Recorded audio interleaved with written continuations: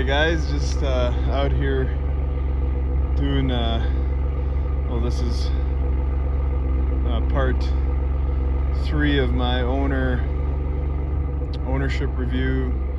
Some observations, just gonna go over the exterior of this truck for you, and just some of the things I've added onto it. First off, when I got the truck, I added the tonneau cover from the dealer. I also added the spray-on bed liner here. Just things for me that I always want. I mean, I always want to help protect the bed, even though I know it's gonna get dirty and scratched and everything. But those are options I felt I needed. I also like how I have the old man step here. You know, you don't realize how long you've gone without something like this until you get it, and then you realize you've been missing out for a while. Oh, and please like and subscribe. Please help me get to 1,000 subscribers. I'd really appreciate that. You know, I'm trying to produce a little more content and trying to get out there with the TREMOR. But I'll go over some of the fit and finish. You know, it's not perfect, but it's definitely I would say average or better than average from what I've seen with new vehicles. I've had enough new vehicles to see that they're not a single automaker is perfect. But even just looking at like these fixtures on the window trim and stuff, it's better than my 22 Tundra was. And these doors aren't completely flush, but I mean, it's like this on both sides, and it probably has something to do with some of this here, you know, and some of this weather stripping in there to probably help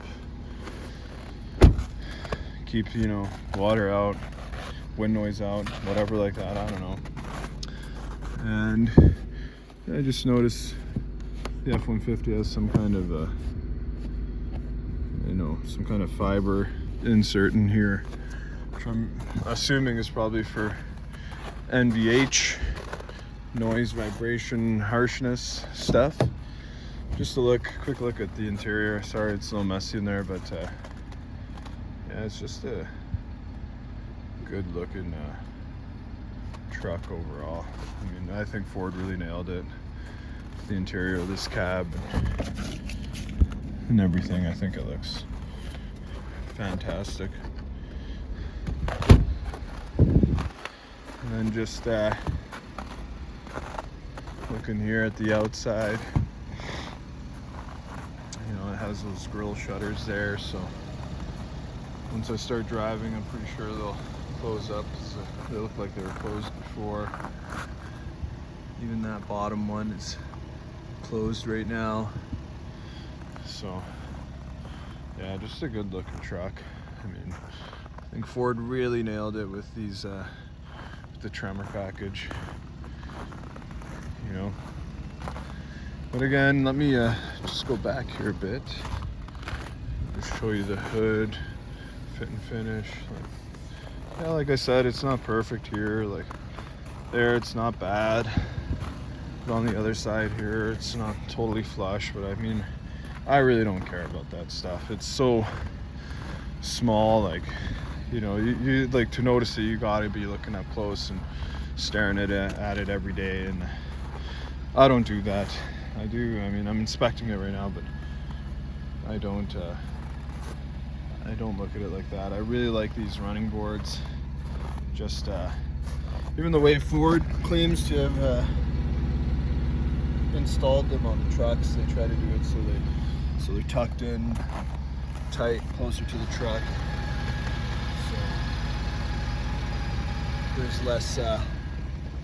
less opportunity to damage it.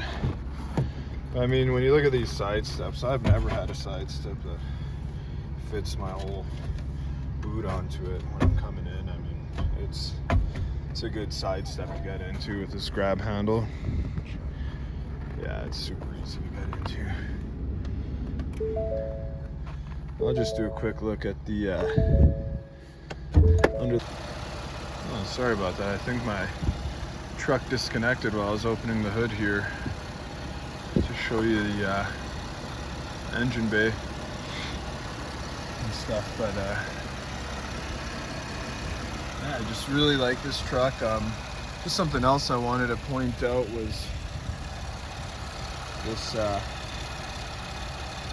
engine. This battery is 800 cold cranking amps, which is good. It's what you want in the more cold climates and stuff like that, northern climates.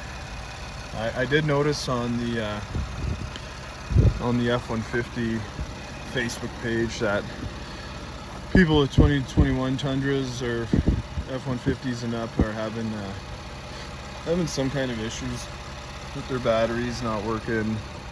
And I also just noticed that some of them had lower cold cranking amps, like 720, 740, that kind of thing. So just something I noticed and I thought I'd share. And I don't know about you guys, but like I like the I don't mind the EcoBoost engine. I didn't have the option to get the 5 liter at the time, like, because this is a 22 and I bought it in November, and if I would have had the option, if they were both available and for the same price or similar price, I probably would have went with a V8, no doubt. But that was an incoming model, and there's obviously no deals to be had with 23s at the beginning of the year, like any new model at the beginning of the year. And this was near the end of the year, so the dealership was definitely giving incentives and negotiating on price to get this off the lot. So I don't know what it's like for you guys stateside, but for us here in Canada, there's trucks on the dealer lots. They keep coming in, and there's negotiating to be had. But you know, I'm just curious what your guys' thoughts are on me trading in the Tundra for this Tremor. Curious if you would have traded in the Tundra for the Tremor as well, or if you would have gone with a different vehicle. You know, so far this Tremor's done well. I mean, it's brand new, it should, but it has been through a lot of highway miles and city miles, like in all its life right now. It's been getting used, and it'll get used here in the summer and everything. You know, I'll tow and haul with it, and you know, and I probably tow about 5,500 pounds when I'm fully filled up and everything. So it's not like it's going to be towing heavy duty loads or anything like that. I mean, if I was going to be doing heavy duty stuff, then I would be driving a Super Duty or something like that. But for me, the F-150, the 1500 level trucks, half tons, they suit my needs. And yeah, let me know what your thoughts are on the Tremor, and if you would have upgraded. Well, I call it an upgrade from the Tundra to the Tremor. Funny thing is, like, now to buy same Tundra I had here in Canada is about almost the same price as this Tremor. They're pretty high up there. So yeah, that's just something to think about. But for me, a big reason for going to the Tremor was just these approach and departure angles here. I think the Tremor has about 20, almost 27 inches, 27 degree, I mean, approach angle in the front, and the rear I believe is 24. So it's pretty good for half tons that people would be shopping for out there. And you know, when I thought about going for the I was considering the GMC Sierras, the 3 liter diesel or the Trail Boss, but something that kind of kept me away from that was well, cost to get into one of those. There's almost, you know, 5,000 to 10,000 more to get into one of those, depending if you're looking at Trail Boss or AT4. And the reason I didn't go with the Trail Boss was the fuel tanks are too small on the Chevys. I mean, they're doable, but if you're going to be towing, you'll burn through that 100 liters really quick, you know, which is a 24 gallon tank, whereas this one's a 36 gallon tank, which equals 136 liters. And for me, this I wanted the gasoline because of the range and everything. That's why I was looking at the diesels and the GM trucks, because I know you can get good range out of the diesel, but the price to get into it was pretty steep. And then living in Calgary, they use a lot of salt on the roads, and you know, I have seen some reviews where people have put the